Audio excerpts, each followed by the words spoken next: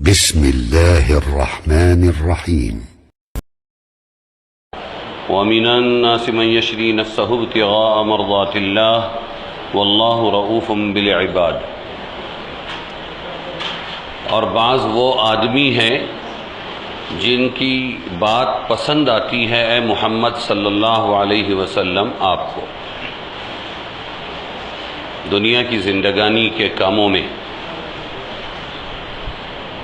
اور بعض وہ آدمی ہے کہ ان کی بات اے محمد صلی اللہ علیہ وسلم آپ کو پسند آتی ہے دنیا کی زندگی کے کاموں میں، اور گواہ کرتا ہے وہ اللہ کو اپنے دل کی بات پر، اور وہ سخت جھگڑالو ہے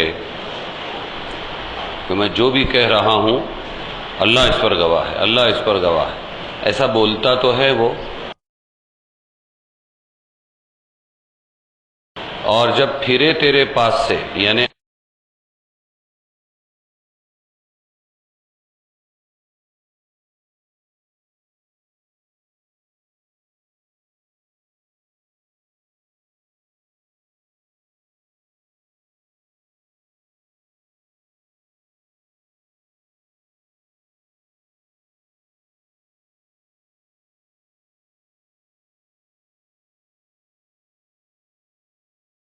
کو، اور جب اس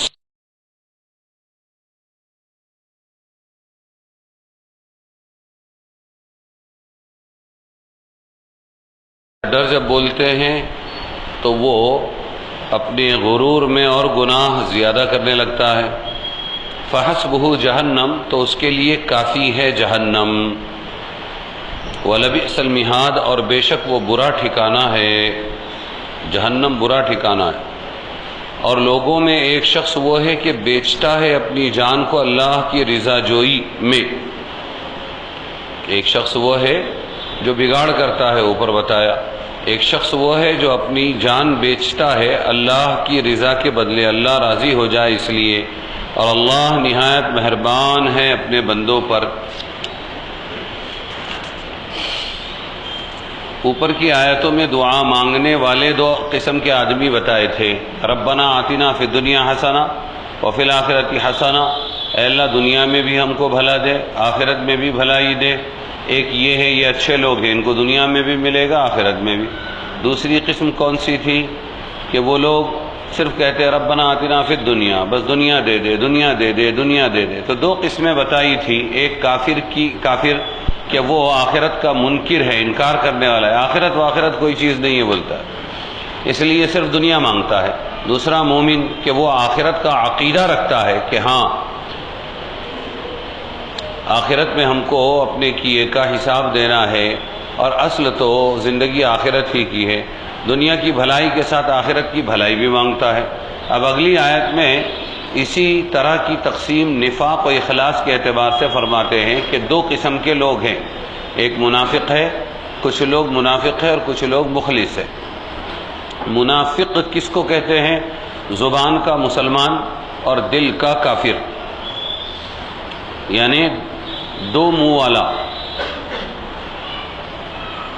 کوئی شخص اخنس ابن شریق نام تھا اس آدمی کا، اخنس ابن شریق، وہ بڑا فصیح و بلیغ تھا، بعض لوگوں کو بولنے کی مہارت دیتا ہے اللہ، ان کا ہتھیار وہی ہوتا ہے، صرف بولنا، ٹیکٹ بولتے ہیں اس کو، اور کیا کیا بولتے ہیں۔ تو بڑا فصیح و بلیغ تھا اخنس، وہ حضور صلی اللہ علیہ وسلم کی خدمت میں آ کر قسمیں کھا کر اسلام کا دعویٰ کرتا تھا، اور مجلس سے اٹھ کر جاتا تو فساد و شرارت اور لوگوں کو تکلیف پہنچانے والے کام میں لگ جاتا تھا۔ ادھر تو اسلام زندہ آباد اور حرکتیں اسلام مردہ آباد، لوگوں کو تکلیف دینے کی۔ اس منافق کے بارے میں اللہ نے یہ آیت نازل کی، اور کیا فرمایا؟ اور بعض آدمی ایسے بھی ہیں اے محمد صلی اللہ علیہ وسلم کہ آپ کو اس کی بات چیت جو محض دنیا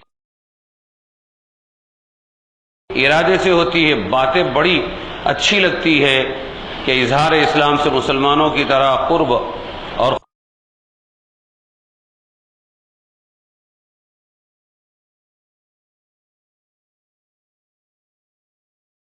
اعتبار بڑھانے کو اللہ تعالیٰ کو گواہ بھی بناتا ہے اپنے دل کی سچائی پر۔ میں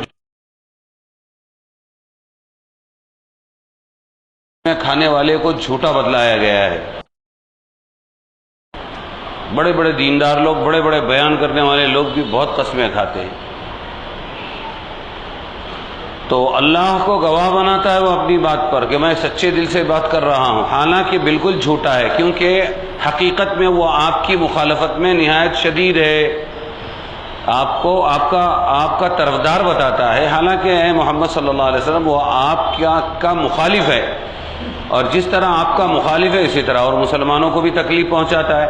چنانچہ جب آپ کی مجلس سے پیٹ پھیرتا ہے، یہ اللہ بتا دیتا تھا حضور صلی اللہ علیہ وسلم، جب وہ پیٹ پھیر کے چلا جاتا ہے تو اس دوڑ دھوپ میں پھرتا رہتا ہے کہ شہر میں، مدینہ میں کوئی فساد کر دے، کچھ نہ کچھ کہیں نہ کہیں سے کچھ فساد کی خبر آ جائے، اس کا ایسا ہوا، اس کا برا ہوا، یہ ہوا، اور کسی کی کھیت اور مواشی یعنی چوپائے جانوروں کو تلف کر دے، کوئی کی چوری ہو جاوے، ڈاکہ پڑ جاوے، نقصان ہو جائے، آگ لگ جائے، بس یہ فکر رہتی ہے اس کی ہمیشہ، سامنے بہت چکنی چپڑی باتیں کرتا ہے وہ، اور اس مخالفت و ایذا کے ساتھ مغرور اس درجے کا ہے، غرور اتنا ہے اس کو، ہے تو بگاڑ بھرا ہوا، اور غرور اتنا ہے کہ اگر کوئی اس سے کہتا ہے اللہ سے ڈر، ایسا نہ کر، اللہ سے ڈر، ایسا نہ کر، تو اور زیادہ آمادہ کر دیتا ہے اس کو غرور گناہ پر، اور گناہ کرتا ہے۔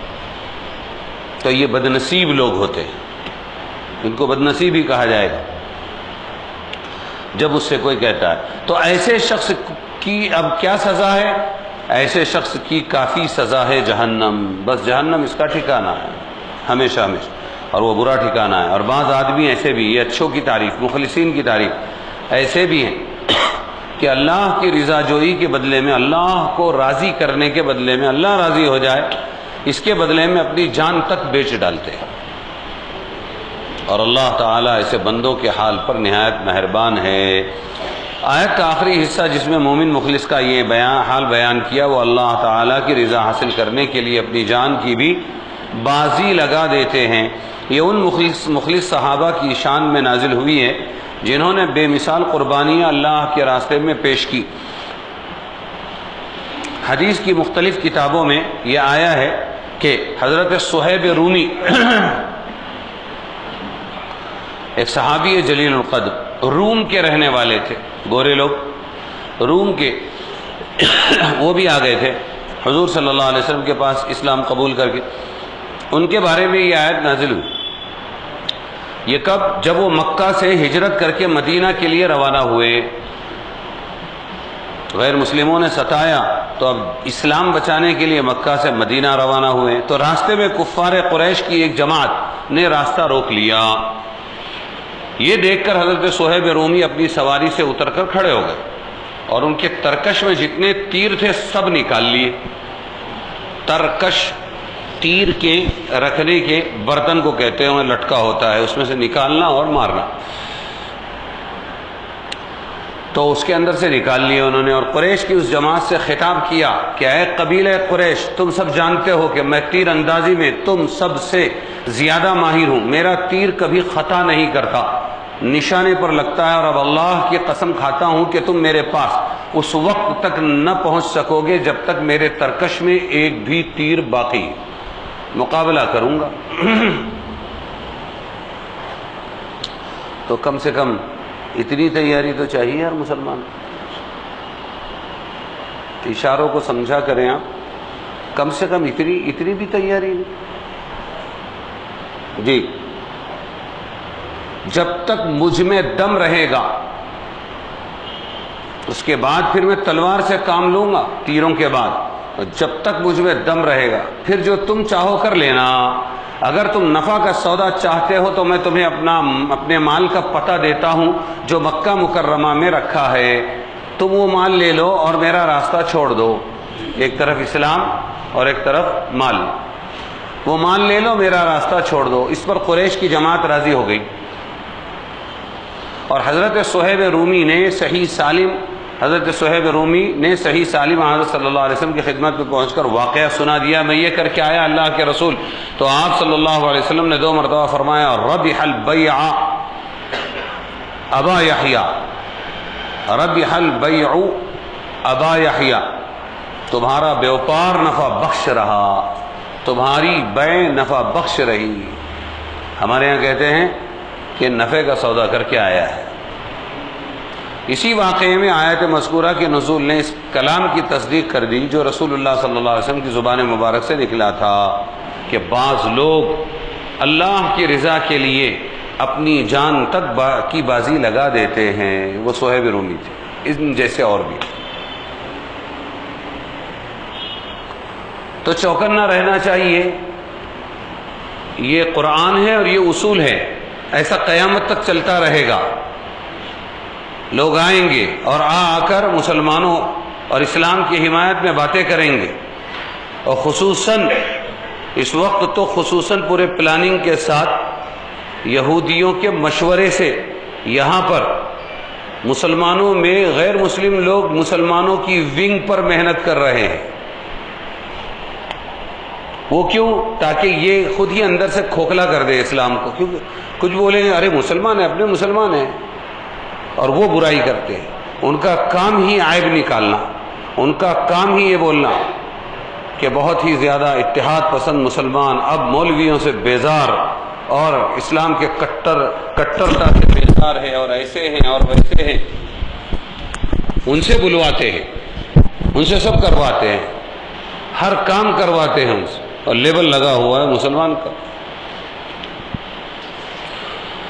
تو ایسے لوگ ہوں گے ہر زمانے میں، کچھ لوگ تو مسلمانوں میں سے ہوں گے اور کچھ لوگ دوسروں میں سے ہوں گے۔ وہ اسلام کی اور مسلمانوں کی ہمدردی کی بات کریں گے، صرف باتوں پر نہیں جاننا بلکہ ان کو پرکھنا۔ جی یا ایھا الذین آمنوا ادخلوا فی السلم کافہ ولا تتبعوا خطوات الشیطان انہ لکم عدو مبین فإن زللتم من بعد ما جاءتكم البينات فاعلموا أن الله عزيز حكيم هل ينظرون إلا أن يأتيهم الله في ظلل من الغمام والملائكة في ظلل من الغمام والملائكة وقضي الأمر وإلى الله ترجع الأمور۔ فہم دینا؟ اے ایمان والو داخل ہو جاؤ اسلام میں پورے، یہاں ہے یہ آیت، اے ایمان والو داخل ہو جاؤ اسلام میں پورے، اور مت چلو قدموں پر شیطان کے، وَلَا تَتَّبِعُوا خُطُوَاتِ الشَّيْطَانِ إِنَّهُ لَكُمْ عَدُوٌّ مُبِينٌ، بے شک وہ تمہارا کھلا دشمن ہے، شیطان تمہارا کھلا دشمن ہے۔ پھر اگر تم بچلنے لگو، پھسلنے لگو، یہ پہلی کی اردو ہے، پھر اگر تم پھسلنے لگو، تمہارے پاس صاف احکامات آ جانے کے بعد ہوتا ہے کہ آدمی پھسلنے لگتا ہے، تو تم جان لو کہ بے شک اللہ تعالی زبردست ہے اور حکمت والا ہے۔ یہ لوگ صرف اس کا انتظار کر رہے ہیں کہ آوے ان پر اللہ ابر کے سائبانوں میں، اللہ خود بادلوں کے اندر آوے اور ان کو دکھے، یہ اس کا انتظار کر رہے ہیں۔ اور فرشتے صاحبانوں میں، اور فرشتے ان یأتیہم اللہ فی ظلل من الغمام والملائکۃ والملائکۃ ہی کہ فرشتے اور اللہ صاحبانوں میں بادلوں میں آ جاوے، وقضی الامر اور طے ہو جاوے قصہ، وإلی اللہ ترجع الامور اور اللہ ہی کی طرف لوٹائے جاتے ہیں تمام کام۔ کیا فرمایا کہ اے ایمان والو داخل ہو جاؤ اسلام میں پورے کے پورے۔ اوپر مخلص کی مدح تھی، تعریف تھی کہ جو مخلص ہوتا ہے وہ اپنی بازی جان کی لگا کر اللہ کو راضی کر لیتا ہے۔ بعض اوقات اس اخلاص میں غلطی سے غلو اور افراط ہو جاتا ہے، بہت زیادہ اس کے اندر آدمی جو ہے غلو کرتا ہے، یعنی قصد تو ہوتا ہے زیادہ اطاعت کا، مگر وہ اطاعت غور سے دیکھے تو شریعت و سنت سے باہر نکل جاتی ہے۔ کر رہا ہے اللہ کی اطاعت، رسول کی اطاعت، لیکن کوئی اس کا پیمانہ نہیں ہے، وہ پیمانے سے باہر ہو گیا ہے تو بجائے ثواب کے گناہ ہو جاتا ہے، بجائے عبادت کے وہ اسلام سے آگے کی بات بدعت کرتا ہے، اسی کو بدعت کہتے ہیں۔ سمجھ میں آیا؟ ارادہ نیک ہے لیکن عمل رسول اللہ صلی اللہ علیہ وسلم کی سنت کے خلاف ہے تو کیا بن جائے گا؟ وہ بدعت۔ کوئی 6 وقت کی نماز شروع کر دے تو ہم کیا کہیں گے اس کو؟ بدعت۔ کوئی ہر رکعت میں 3 سجدے کرنے لگ جائیں، نیت بہت اچھی ہے، اللہ ہی کے لیے تو سجدہ کر رہا ہوں۔ مدرسے میں پڑھتے تھے گجرات میں، تو وہاں ایک جھاڑو مارنے والے بڑے میاں تھے، وہ 3 سجدے مارتے تھے، اور جب بڑے بڑے مفتی اور عالم لوگ ان کو روکے تو وہ ایک ہی کہے کہ بھائی اللہ ہی کے لیے تو کرتا ہوں، کسی اور کے لیے تھوڑی۔ شیطان کہاں مارتا ہے لے آگے۔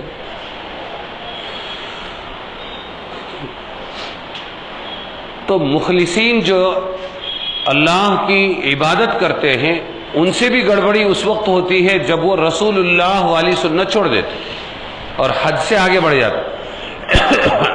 جب حد سے آگے بڑھ جاتے ہیں تو وہ بدعت بن جاتی ہے جو رسول نے نہیں کیا۔ چنانچہ حضرت عبداللہ ابن سلام رضی اللہ عنہ، یہ عبداللہ ابن سلام بہت بڑے عالم تھے جو پہلے علماء یہود سے تھے اور اس مذہب میں ہفتے کا روز معظم تھا۔ یہ بہت بڑے عالم تھے اور یہ مسلمان بنے، یہودی عالم مسلمان بنے۔ اب ان کے مذہب میں 2 باتیں تھیں، ایک یہ کہ سنیچر کا دن بہت عزت والا، ہم جمعہ مناتے ہیں، وہ سنیچر مناتے تھے، اور عیسائی اتوار مناتے ہیں۔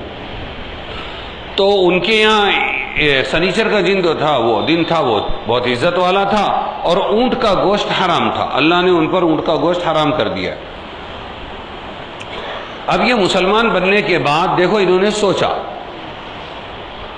اسلام کے بعد یہ خیال ہوا شریعت موسوی میں ہفتے کی تعظیم واجب تھی، موسیٰ علیہ السلام کی شریعت بھی یہودیوں میں سنیچر کی تعظیم واجب تھی، اور محمد یہ شریعت محمدیہ میں اس کی بے تعظیمی واجب نہیں، یعنی اس کی عزت مت کرو، سنیچر کی عزت مت کرو، یہ واجب نہیں ہے ہمارے، کچھ نہیں، خاموش ہے، اسلام نے کچھ بھی نہیں کہا، تو وہاں تو واجب، یہاں کچھ بھی نہیں، توہین کرنا واجب نہیں۔ اسی طرح شریعت موسوی میں اونٹ کا گوشت کھانا حرام تھا، اور شریعت محمدیہ میں کھانا حلال تو ہے فرض نہیں، اونٹ کا گوشت کھانا حلال تو ہے فرض نہیں۔ تو اگر ہم جیسا ہمارا دستور تھا کہ ہم سنیچر کی عزت کرتے تھے آج بھی عزت کریں، اور اونٹ کا گوشت نہیں کھاتے تھے حلال سمجھیں گے، لیکن پریکٹیکلی ہم اس کو نہیں کھائیں گے تو اس سے کچھ فرق نہیں پڑے گا، یہ انہوں نے سوچا۔ عالم لوگ تھے اپنے اپنے مذہب کے، انہوں نے سوچا صرف عملاً ترک کر دیں تو شریعت موسویہ کی بھی رعایت ہو جاوے اور شریعت محمدیہ کے بھی خلاف نہیں ہوگا، اور اس میں اللہ تعالیٰ کی زیادہ اطاعت اور دین کی زیادہ رعایت ہوگی، 2 مذہب پہ چل رہے ہیں۔ بات سمجھیں شیطان کہاں لے جا کے مارتا ہے، کیا سجھایا شیطان نے؟ اللہ تعالیٰ اس خیال کی اصلاح آیت آئندہ میں کس قدر اہتمام سے فرما رہے ہیں، جس کا حاصل کیا ہے، ان کے لیے یہ آیت نازل ہوئی۔ کیا حاصل ہے کہ اسلام کامل فرض ہے، اسلام مکمل فرض ہے۔ ایک سنیچر نکال دیا، ایک اونٹ کا گوشت نکال دیا، ایسا نہیں چلے گا۔ اسلام مکمل فرض ہے، اور اس کا کامل ہونا جب ہے جو امر اسلام میں قابل رعایت نہ ہو اس کی رعایت دین ہونے کی حیثیت سے نہ کی جائے۔ ایسے امر کو دین سمجھنا ایک شیطانی لغزش ہے، اور بنسبت ظاہری گناہ کے اس کا عذاب زیادہ سخت ہونے کا خطرہ ہے۔ یعنی تم جو سوچ رہے ہو کہ ہم سنیچر کی بھی عزت کریں گے پہلے مذہب کی طرح، اور یہاں پر جو ہے ہم گوشت بھی نہیں کھائیں گے اونٹ کا، تو دونوں مذہب پر عمل ہو جائے گا، اللہ ڈبل راضی ہو جائے گا، یہ تمہاری سوچ غلط ہے۔ اب تم کو وہ سنیچر کی تعظیم چھوڑنا پڑے گا، اب تم کو گوشت عملاً تھوڑا کیوں نہ ہو کھا کے اس پر جو ہے اسلام پر عمل کرنا پڑے گا۔ اے ایمان والو، آیت کا ترجمہ پھر سن لو، اے ایمان والو اسلام میں پورے پورے داخل ہو. یہ نہیں کہ کچھ یہودیت کی بھی رعایت کرو اور ایسے خیالات میں پڑھ کر شیطان کے قدم بقدم مت چلو. واقعی وہ تمہارا کھلا دشمن ہے کہ ایسی پٹی پڑھا دیتا ہے کہ ظاہر میں تو سراسر دین معلوم ہو اور حقیقت میں بالکل دین کے خلاف. پھر اگر تم بعد اس کے کہ تم کو واضح دلیلیں احکام و شرائع اسلام کی پہنچ چکی پھر بھی صراط مستقیم سے اگر تم پھسلنے لگو تو یقین رکھو کہ اللہ تعالیٰ بڑے زبردست ہیں، سخت سزا دیں گے. اور کچھ دنوں تک کے سزا نہ دے تو اس سے دھوکہ مت کھانا کیونکہ وہ حکمت والے بھی ہیں. کسی حکمت و مصلحت سے کبھی سزا میں دیر بھی کر دیتے ہیں. یہ لوگ جو کہ دلائل واضح ہونے کے بعد حق سے الگ ہو جاتے ہیں صرف اس امر کے منتظر ہیں کہ اللہ تعالیٰ فرشتے بادل کے سائبانوں میں ان کے پاس سزا دینے کے لیے آویں اور سارا قصہ ہی ختم ہو جائے. یعنی کیا اس وقت اب بتاؤ اگر آ گئے اللہ اور فرشتے بادلوں میں سزا دینے تو اس کے بعد قصہ ختم ہو جائے گا. توبہ کی توفیق ملے گی کیا؟ نہیں ملے گی. اور یہ سارے جزا و سزا کے مقدمات اللہ تعالیٰ ہی کی طرف رجوع کیے جائیں. ادخلوا فی السلم کافہ کا، اسلام میں پورے داخل ہو جاؤ. سلم کے دو مطلب آتے ہیں، صلح صفائی آپس میں کمپرومائز، اور دوسرا مطلب ہے اس کا اسلام.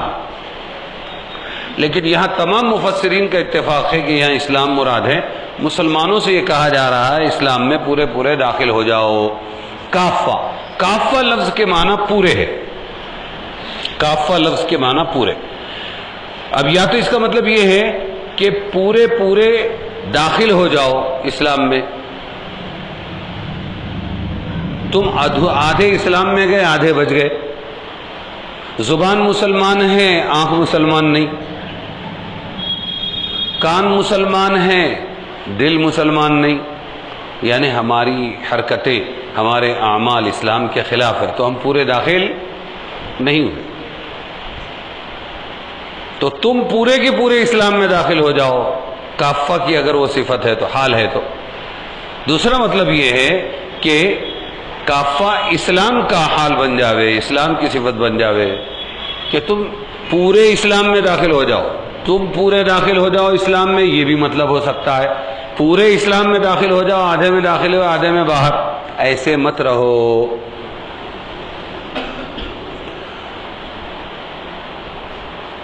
اور دوسری صورت میں خلاصہ دونوں صورتوں کا قریب یہی ہے کہ احکام اسلام چاہے وہ کسی شعبہ زندگی سے متعلق ہو اور ظاہری اعضاء سے متعلق ہو یا دل اور باطن سے اس کا تعلق ہو، جب تک ان تمام احکام کو سچے دل سے قبول نہ کرو گے مسلمان کہلانے کے مستحق نہیں. اور شان نزول کیا بتائی؟ حضرت عبداللہ ابن سلام سنیچر کی بھی تعظیم چالو رکھیں گے اور گوشت بھی اونٹ کا نہیں کھائیں گے. تو وہ مذہب بھی ہاتھ سے نہیں جائے گا، یہ مذہب بھی ہاتھ سے نہیں جائے گا، یہ نہیں چلے گا. اس آیت کا شان نزول جو اوپر بیان ہوا اس کا بھی حاصل یہی، صرف اسلام ہی کی تعلیمات تمہارا مطمح نظر ہونا چاہیے، اس کو پورا اختیار کر لو تو وہ تمہارے سارے مذاہب اور ملل سے بے نیاز کر دے گا.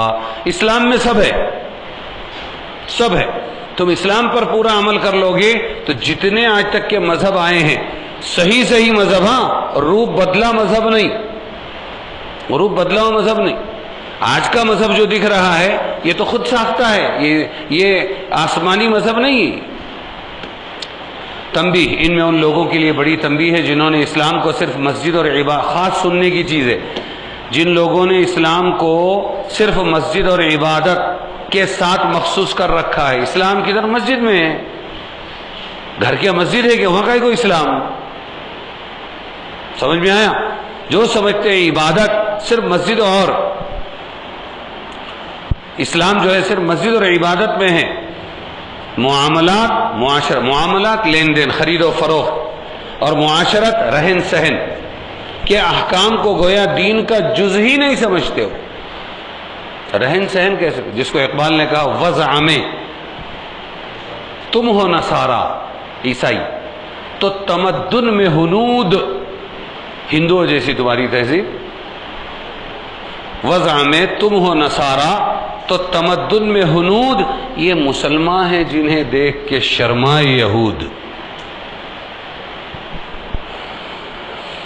تو معاملات اور معاشرت کے احکام کو گویا دین کا جز ہی نہیں سمجھتے وہ. اصطلاحی دینداروں میں یہ غفلت عام ہے. اصطلاحی دیندار نام کے دیندار، اصطلاحی دیندار دیندار ہے وہ، ایسا بھی نہیں کہ دنیا سے دور ہے، نام کے دیندار.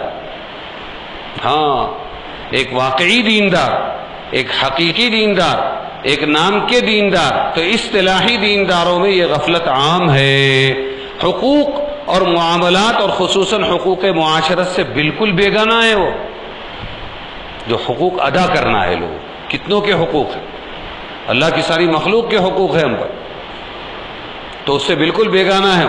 ایسا معلوم ہوتا ہے کہ ان احکام کو وہ اسلام کے احکام ہی یقین نہیں کرتے، اور نہ ان کے معلوم کرنے یا سیکھنے کا اہتمام کرتے ہیں، نہ ان پر عمل کرنے کا. نعوذ باللہ. کم از کم مختصر رسالہ آداب معاشرت، اس کو ڈاؤن لوڈ کر لینا، ہو سکتا ہے ہندی میں بھی ہو، بہت اچھا رسالہ ہے.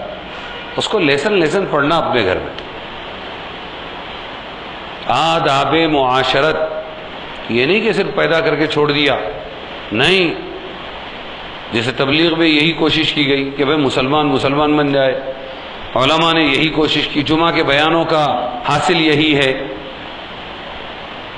اچھے پیغام دینے والوں کا یہی حاصل ہے کہ مسلمان جس کو کہتے ہیں اس کی ایک زندگی ہے، وہ زندگی آ جائے. اب وہ کب آئے گا؟ جب سیکھیں گے. سیکھ رہے ہیں دنیا، اس کو سیکھتے ہی نہیں. جب سیکھے نہیں ہیں تو آئے گا کیسے؟ تو اس کو سیکھنا چاہیے.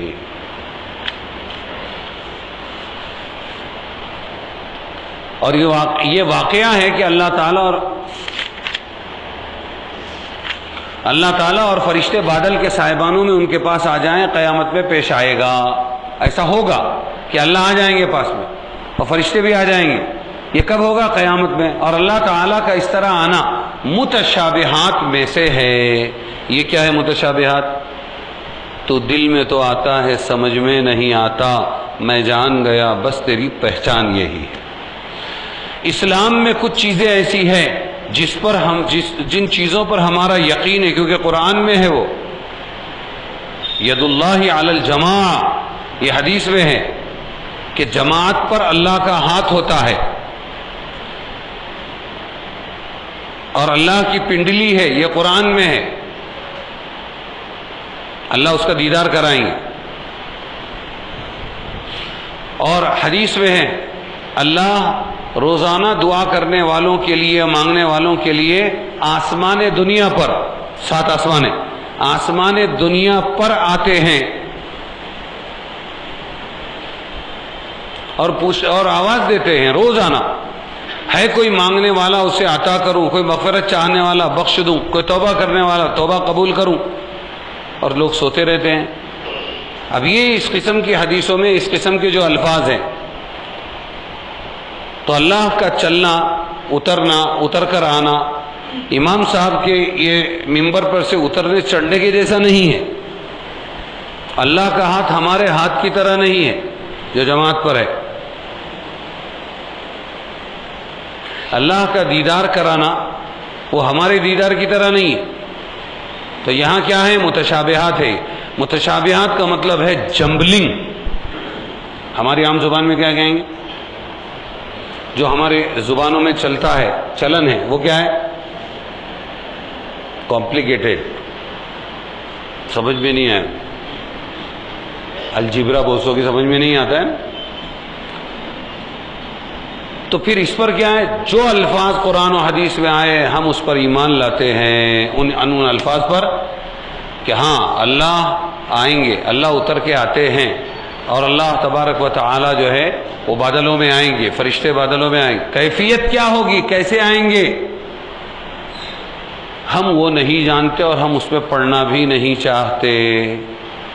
اس پر ایسا ہی ایز اٹ از ایمان لانا پڑے گا آپ کو. جیسے یاسین والقرآن الحکیم، بھائی قرآن ہے لیکن یاسین کا کوئی مطلب نہیں، تاسین کوئی مطلب نہیں، کاف ہا یا عین صاد صرف لیٹر ہے. یہ کیا ہے؟ کوڈ ورڈز ہے. بادشاہوں کے درمیان میں، وزیروں کے درمیان میں کچھ کوڈ ورڈز ہوتے ہیں، برے لوگوں کے درمیان میں بھی ہوتے ہیں. اسمگلروں کے درمیان میں بھی ہوتے. تو ہر لائن میں کچھ کوڈ ورڈز ہوتے. تو یہ وہ ہے. تو یہاں یہ کہ اللہ آئیں گے آسمان و بادلوں کے اندر، لیکن کیسے آئیں گے ہم یہ مانتے ہیں. آئیں گے کیسے آئیں گے، ہم اس کے بارے میں کچھ بولنا بھی نہیں چاہتے، سننا بھی نہیں چاہتے، ورنہ دماغ پاگل ہو جائے. اور اللہ تعالیٰ کا اس طرح آنا متشابہات میں سے ہے، جس کے متعلق جمہور صحابہ، تابعین اور اسلاف امت کا طریقہ یہ ہے کہ اس مضمون کے حق و صحیح ہونے کا یقین تو رکھتے ہیں، اور کیفیت کہ کس طرح ہوگا یہ اس کے دریافت کی فکر نہیں کرتے. جس طرح اللہ کی ذات اور تمام صفات کی حقیقت اور کیفیت کا معلوم کرنا انسان کی عقل سے بالا تر ہے، یہ بھی اسی میں داخل ہے. سل بنی اسرائیل کما آتیناہم من آیۃ بینہ، پوچھ بنی اسرائیل سے کس قدر عنایت کی ہم نے ان کو نشانیاں کھلی ہوئی. بنی اسرائیل کون؟ پہلے سے میں بتاتے آیا، یعقوب علیہ السلام کی 12 اولاد، یوسف علیہ السلام وغیرہ وغیرہ، اور پھر ان سے چلی دوسری امت. 1,24,000 انبیاء انہی میں آئے ہیں. کیسا سلسلہ ہوگا؟ 1,24,000 اکے دکے دوسرے نبی آئے. تو وہ بنی اسرائیل ہے، یعقوب کے بیٹے بنی اسرائیل، اسرائیل کی اولاد. تو وَمَن يُبَدِّلْ نِعْمَةَ اللَّهِ مِن بَعْدِ مَا جَاءَتْهُ فَإِنَّ اللَّهَ شَدِيدُ الْعِقَابِ زُيِّنَ لِلَّذِينَ كَفَرُوا الْحَيَاةُ الدُّنْيَا وَيَسْخَرُونَ مِنَ الَّذِينَ آمَنُوا وَالَّذِينَ اتَّقَوْا فَوْقَهُمْ يَوْمَ الْقِيَامَةِ وَاللَّهُ يَرْزُقُ مَن يَشَاءُ بِغَيْرِ حِسَابٍ. پوچھ لیجئے آپ بنی اسرائیل سے کہ کتنی نشانیاں ہم نے ان کو عنایت کی. بہت نشانیاں دی اللہ نے ان کو. اور جو کوئی بدل ڈالے اللہ کی نعمت کو آ جانے کے بعد تو بے شک اللہ تعالی کا عذاب سخت ہے. فریفتہ کیا ہے کافروں کو دنیا کی زندگی پر، اللہ نے فدا کر دیا. فریفتہ کیا ہے کافروں کو دنیا کی زندگی پر، اور ہنستے ہیں ایمان والوں سے. یہ کافر لوگ اور جو پرہیزگار ہیں ان سے، وہ ان کافروں سے بالا تر ہوں گے قیامت کے دن. اور اللہ روزی دیتا ہے جس کو چاہے بے حساب. اوپر فرمایا تھا واضح دلائل آ جانے کے بعد حق کی مخالفت کرنا یہ بڑے سزا کو دعوت دیتا ہے. اور ایسا کس نے کیا زیادہ؟ تو بنی اسرائیل نے کیا. اب یہاں وہ بات بیان کر رہے ہیں. آپ علماء بنی اسرائیل سے ذرا پوچھئے محمد صلی اللہ علیہ وسلم تو صحیح ہم نے ان کو یعنی ان کے بزرگوں کو کتنی واضح دلیلیں دی تھی، مگر ان لوگوں نے بجائے اس کے کہ اس سے ہدایت حاصل کرتے الٹی گمراہی پر کمر باندھی. پھر دیکھو سزائیں بھی بھگتی. مثلا اب دیکھو کچھ مثالیں دیں گے. مثلا تورات ملی ان کو، کیا ملی؟ ہم کو قرآن ملا تو ان کو کیا ملی؟ تورات ملی. چاہیے تو یہ تھا کہ اس کو قبول کرتے، مگر انکار کیا. آخر کوہ طور گرانے کی ان کو دھمکی دی گئی. مانتے ہو کہ نہیں؟ ورنہ طور اٹھایا اللہ تعالیٰ نے، کوہ طور پہاڑ، اور یوں فرمایا یہ گرا کے ہلاک کر دیں گے. جب وہ اوپر اٹھا ہوا دیکھا تو زبردستی کا انہوں نے تورات پر عمل کرنے کا وعدہ کیا. ایک یہ نعمت دی اور انہوں نے یہ ناشکری کی. اور مثلا اللہ تعالیٰ کا کلام سنا انہوں نے، اللہ کی بات سنی. چاہیے تھا کہ سر آنکھوں پر رکھتے، مگر اس میں شبہ کیڑے نکالے. اس میں اللہ نے ایسا کہا لیکن ایسا نہیں، ایسا ہونا چاہیے. بالآخر بجلی سے ہلاک کیے گئے. اور دریا میں اللہ نے دراڑ ڈال کر فرعون سے نجات دی ان کو، بنی اسرائیل کو.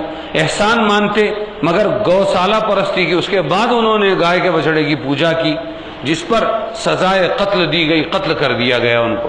اور جیسے من و سلوہ بٹیر روزانہ ملتے تھے ان کو، اور اوپر سے حلوہ آتا تھا. وہ حلوہ پتوں پر ہوتا تھا، کھاؤ، بالکل تیار ریڈی میڈ کھانا، روزانہ صبح شام کھاؤ. لیکن انہوں نے من و سلوہ جو نازل ہوا تو شکر کے بجائے نافرمانی کی. اب وہ سڑنے لگا، اس کو بچا بچا کے رکھنے لگے تو سڑنے لگا، اور اس سے نفرت ظاہر کی. یہ کیا، ہم کو تو دال مانگتا، ہم کو پیاز مانگتا، ہم کو یہ مانگتا، یہ سب مانگنا شروع کیا انہوں نے. تو وہ موقوف ہو گیا اور کھیتی کی مصیبت سر پر پڑی. اور مثلا انبیاء علیہم السلام کا سلسلہ ان میں جاری رہا. غنیمت سمجھتے لیکن انبیاء کو قتل کرنا شروع کر دیا، جس پر یہ سزا دی گئی کہ ان سے حکومت اور سلطنت چھین لی گئی. تو اتنی نعمتیں ہوئی مثال کے طور پر، اور اتنی ناشکری ہوئی.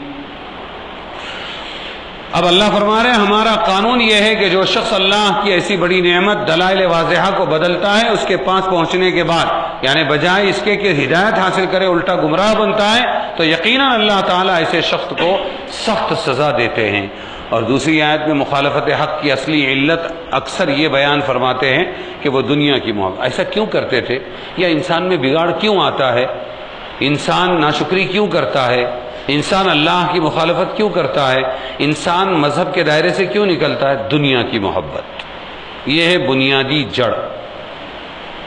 حب الدنیا رأس کل خطیہ، حدیث پاک میں حب الدنیا، محبت دنیا کی، یہ جڑ ہے ہر ایک گناہ کی، جڑ ہے ہر ایک گناہ کی۔ تو یہ فرما رہے محبت، جس کے آثار میں سے اہل دین کو حقیر سمجھنا بھی ہے۔ اب مال آ گیا مالداروں کے پاس تو سب سے پہلے کس کو برا سمجھنا؟ کم مال والوں کو، اور اکثر دیندار لوگ جو ہے کم مال والے ہوتے ہیں، کیونکہ جب دنیا کا غلبہ ہوتا ہے دین کی طلب نہیں رہتی، دنیا آتی ہے تو پھر دین کمانے کا وقت نہیں ملتا، سیکھنے کا وقت نہیں ملتا، بلکہ دین کو اپنی دنیاوی اغراض کے خلاف دیکھ کر ترک کا بیٹھتا ہے۔ ارے یار یہ کیا، یہ مت کرو، وہ مت کرو، یہ مت کرو، وہ مت کرو۔ پھر تو عجیب عجیب ڈائلاگز بھی ہو جاتے ہیں، واہ کون سے اللہ نے سکھایا، مال ہم نے کمایا اور قانون مولانا کا چلے گا، اس پر زکوٰۃ دو، صدقہ دو، عجیب عجیب باتیں کر رہے ہیں۔ تو پھر یہ کیا کرتا ہے کہ دین سیکھنے کی موقع تو نہیں ملتا دنیا کمانے کے چکر میں، تو وہ دیکھتا ہے کہ دین میرے دنیا کے اغراض کے خلاف ہے، یہ مت کرو وہ مت کرو، تو وہ دین ہی کو چھوڑ بیٹھتا ہے اور دوسرے دین کے طلب کرنے والوں پر ہنسنے لگتا ہے، ہنستا ہے۔ پھر بیچارے شاعر مل جاتے ہیں، پھر شاعر لوگ دینداروں کا دین کا خوب مذاق اڑاتے ہیں، اور یہ پیسے دیتا ہے، وہ پیسے لیتے ہیں، ادھر بھی پیسے نے خراب کیا ادھر بھی پیسے نے خراب کیا۔ چنانچہ بعض رؤسائے بنی اسرائیل، یعنی بنی اسرائیل کے رئیس سردار لوگ اور مشرکین جاہل لوگ، یہ عرب کے مشرکین جاہل لوگ، یہ غریب مسلمانوں کے ساتھ بہت مذاق سے پیش آتے تھے، ان کی ٹنگل اڑاتے تھے۔ ان لوگوں کا بیان فرما رہے اللہ کہ دنیاوی معاش کفار کو آراستہ پیراستہ معلوم ہوتی ہے، اچھی لگتی ہے وہ، اور اسی وجہ سے ان مسلمانوں سے وہ مسلمانوں کا مذاق کرتے ہیں، حالانکہ یہ مسلمان جو کفر شرک سے بچتے ہیں ان کافروں سے اعلیٰ درجے کی حالت میں ہوں گے قیامت کے روز، کیونکہ کفار جہنم میں ہوں گے اور مسلمان جنت میں۔ اور آدمی کو محض معاشی وسعت پر مغرور نہ ہونا چاہیے، صرف مال آ گیا مغرور نہیں ہونا چاہیے، کیونکہ روزی تو اللہ تعالیٰ جس کو چاہتے ہیں بے انداز بے حساب بکثرت دے دیتے ہیں۔ ان اللہ یرزق من یشاء بغیر حساب، اللہ روزی جس کو چاہتے ہیں بے حساب دے دیتے ہیں، بس اس کا مدار قسمت پر ہے نہ کہ کمال پر۔ دنیاوی زندگی کا اچھا ہونا اور مال کی کثرت کا تعلق کس سے ہے؟ تقدیر، کمال پر نہیں کہ آپ با کمال اس لیے مال ملا آپ کو، نہیں، بلکہ قسمت پر ہے، اور مقبولیت پر بھی نہیں ہے کہ تم مقبول ہو گئے، یہ بھی مطلب نہیں۔ سو یہ ضرور نہیں کہ جو روزی میں بڑا ہو وہ اللہ کے نزدیک بھی معزز ہو، ایسا کبھی نہیں ہوگا۔ مال زیادہ تو اس کے اندر کمال ہے، نہیں تقدیر ہے، اتنی محنت اس سے زیادہ محنت تو اس کا مزدور کرتا ہے نا، رابنے میں کون زیادہ ہے، لیکن اس کو نہیں ملتا ہے، تو تم کو ملا تو اس کا مطلب یہ ہے کہ تقدیر نے دیا ہے تم کو۔ ایک دوسری یہ نہیں کہ اب مال مل گیا تو آپ اللہ کے نزدیک مقبول ہو گئے، یہ بھی نہیں ہے، وہ الگ چیز ہے۔ اور بڑی عزت ہو وہی ہے جو اللہ کے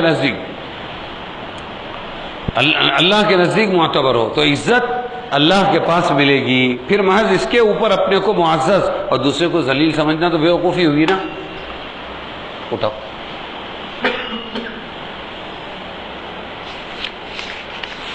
حضرت علی رضی اللہ عنہ سے روایت ہے، جو شخص کسی مومن، ذرا غور سے سنو اس حدیث کو، جو شخص کسی مومن مرد یا عورت کو اس کے فقر و فاقہ کی وجہ سے ذلیل و حقیر سمجھتا ہے، اللہ تعالی قیامت کے روز اس کو اولین و آخرین کے مجمع میں رسوا اور ذلیل کریں گے۔ صرف غریبی کی وجہ سے کسی مسلمان کو اگر ذلیل سمجھا، اس کو رکھ دو، بند کر دو، رکھ دو، بعد میں چٹکا تو سلا دو نا اس کو، ہفتے کو ضرورت نہیں ہے، سلا دو، اور گرے گا وہ، اور چلو ٹھیک ہے۔ تو صرف غریبی کی وجہ سے کسی کو فقیر اور حقیر مت سمجھنا، ورنہ اللہ قیامت کے دن جب پہلے آدمی سے لے کر آدم علیہ السلام سے لے کر تمام آخری آدمی تک تمام موجود ہوں گے، سب کے سامنے اس کو ذلیل و رسوا کر دے گی کہ مسلمان کو حقیر سمجھو۔ اور جو شخص کسی مسلمان مرد یا عورت پر بہتان باندھتا ہے، بہتان کس کو کہتے ہیں؟ اس نے گناہ کیا نہیں اور زبردستی اس کو اس نے الزام لگا دیا، اس نے چوری کی، اس نے گالی دی، اس نے شراب پیا، اس نے زنا کیا، کچھ بھی گناہ اس کی طرف منسوب کیا، اس کو کہتے ہیں بہتان۔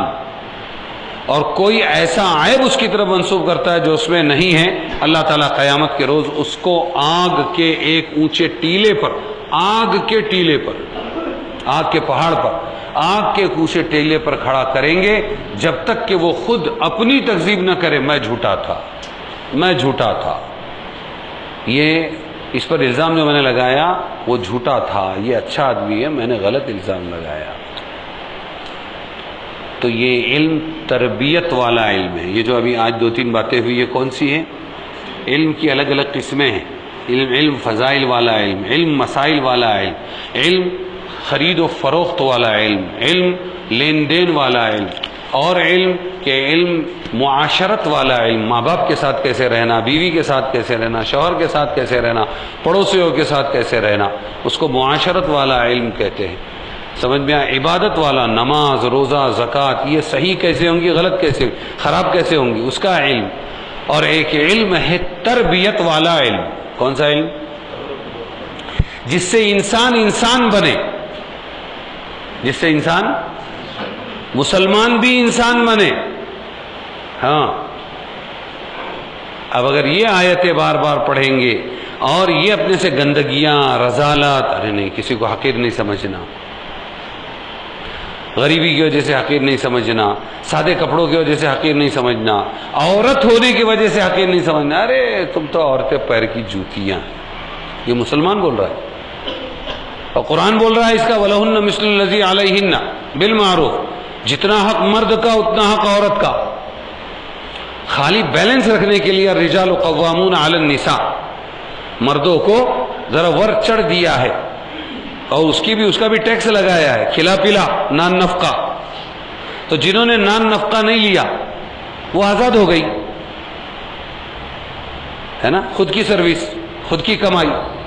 تو یہ سب بیلنسنگ ہے۔ جس نے پیدا کیا کارخانے کے لیے قاعدے قانون بنا دیے اس نے، تو اپنے اندر سے جھوٹ کی عادت، غیبت کی عادت۔ مولانا یونس صاحب کی دعا میں ایک جملہ ہوتا تھا، اے اللہ بغض ہے، کینہ ہے، حسد ہے، حب جاہ ہے، حب مال ہے، ریاکاری ہے، مخلوق سے طمع اور امیدیں ہیں، ان تمام گندے جذبوں سے ہمارے سینوں کو پاک فرما۔ یہ دل کی بیماریاں ہوئی خالی، ابھی جسم سے جو ہوتی ہے وہ الگ ہے۔ تو ہمارے داڑھ میں درد ہوا تو فوراً ڈاکٹر، بخار آیا تو فوراً ڈاکٹر، جسم کی اتنی فکر ہے، ارے آتما کتنی بیمار ہے۔ تو ہم نے خود سوچنا ہے، جھوٹ جا رہا نہیں میرے اندر سے، بد نظری جاری نہیں میرے اندر سے، ہمیشہ نگاہ غلط استعمال ہو رہی ہے میری، بد فکری میری جاری نہیں ہے، سوچ میری غلط ہو گئی، کبھی بھی اس کو سامنے والے کو ہمیشہ اپنا دشمن سمجھتا ہوں، دو بات کرے تو لگتا میرے خلاف ہو رہی ہے بات۔ بد فکری، بد سمعی نہیں جا رہی ہے ہماری، ہمیشہ غلط سننے کی عادت پڑ گئی۔ اور بعض لوگوں کا یہ ہے کہ بیٹھے بات چیت سنیں اور جہاں کسی نے کسی کا نام لیا غیبت کی کہ فوراً منہ ٹیڑھا کر کے اٹھ کے چلے گئے، سننا ہی نہیں ہے، اس کی پریکٹس ہوتی ہے۔ تو کتنا علاج کرنا چاہیے؟ کیا بتایا ابھی کہ خالی کسی پہ الزام لگا دیا، اور کتنے ملوث ہیں ہم لوگ، دوسرا تو بعد میں مارتا ہے، پہلے اپنے جبنوں کو مار رہے ہیں۔ اور کیسے مار رہے ہیں؟ بے وزن کرو، بے وزن کرو، بے وزن کرو، بے وزن کرو۔ تو جب تک وہ یہ نہیں بولے گا کہ میں جھوٹا تھا، فلانے نے یہ کام نہیں کیا، فلانی عورت نے یہ کام نہیں کیا، فلانے نے چوری نہیں کی تھی، میں نے بولا تھا، تب تک کہ آگ کے ٹیلے پر کھڑا کرے گا اور سارا جہان تماشا دیکھے گا۔ آج تو ہماری کوششوں سے 100-200 بدگمان ہوں گے، لیکن وہاں کیا ہوگا؟ یہ اولاد جو ملی تھی ہمیں گھروں میں، یہ بیویاں جو ملی تھی ہمیں گھروں میں، اور یہ خود اپنا آپا جو ملا تھا ہمیں، یہ اس لیے تھا تاکہ یہ تربیت والا علم ہم سیکھ کر اپنے اندر سے رذائل کو پاک کرے اور خصائل اور اچھی عادتیں اپنے اندر پیدا کرے۔ اس طرف تو ہمارا دھیان جاتا ہی نہیں، اس کی خاص فکر ہو۔ افسوس یہ ہے کہ مجھے پتہ نہیں چلا، اور بہت ضروری تاریخ اگلے سنیچر کی بھی پڑ گئی۔ کوشش کروں گا آئندہ ایسا نہ ہو، تو اس میں اگلے سنیچر میں بھی نہیں رہوں گا انشاءاللہ۔ اللہم صلی علی سیدنا مولانا محمد وعلی آل سیدنا مولانا محمد وبارک وسلم۔ اے اللہ ہمارے گناہوں کو معاف فرما، ہماری خطاؤں سے درگزر فرما، اے اللہ خصائل سے متصف فرما، رذائل سے ہم کو پاک فرما، اے اللہ نفس و شیطان کے مکر سے ہماری حفاظت فرما۔ ہم بڑے کمزور ہیں اے اللہ، ہم اپنے آپ کو نہیں سدھار سکتے، ہم اپنے بچوں کو نہیں سدھار سکتے، ہم اپنی بیویوں کو نہیں سدھار سکتے۔ اے اللہ تو بڑا قادر ہے، اے اللہ تو جب چاہتا ہے اور ارادہ کر لیتا ہے تو پھر تیرے لیے کوئی کام مشکل نہیں ہوتا۔ اے اللہ ہم اقراری مجرم ہیں، ہم نے ہمیشہ گندگیاں کی ہیں، ہماری گندگیوں کو معاف فرما، گناہوں کو معاف فرما، ہمیں سچا پکا مسلمان بنا دے، پورے اسلام میں پورے طور پر داخل فرما دے، آدھا ادھورا نہ چھوڑ۔ اے اللہ ہمارا انجام اچھا فرما، اے اللہ ہمارا دین بنا، ایمان بنا، یقین بنا، عاقبت بنا، قبر بنا، نجات کے فیصلے فرما، روزی روزگار میں برکت دے، قرضوں کے بوجھ کو ہلکا کر، پریشانیوں کو دور فرما، جو ناجائز مقدمات میں ماخوذ ہیں ان کی خلاصی کی صورتیں پیدا فرما۔ اے اللہ ہر قسم کی برائی سے ہماری حفاظت فرما، ہر بیماری سے ہمیں شفا عطا فرما، اب تک کے جو مسلمان دنیا سے جا چکے ہیں ان سب کی مغفرت فرما۔ اے اللہ ہماری ان دعاؤں کو اپنے فضل و کرم سے قبول فرما۔ وصلی اللہ تعالی علی خیر خلقہ محمد وآلہ وصحبہ اجمعین۔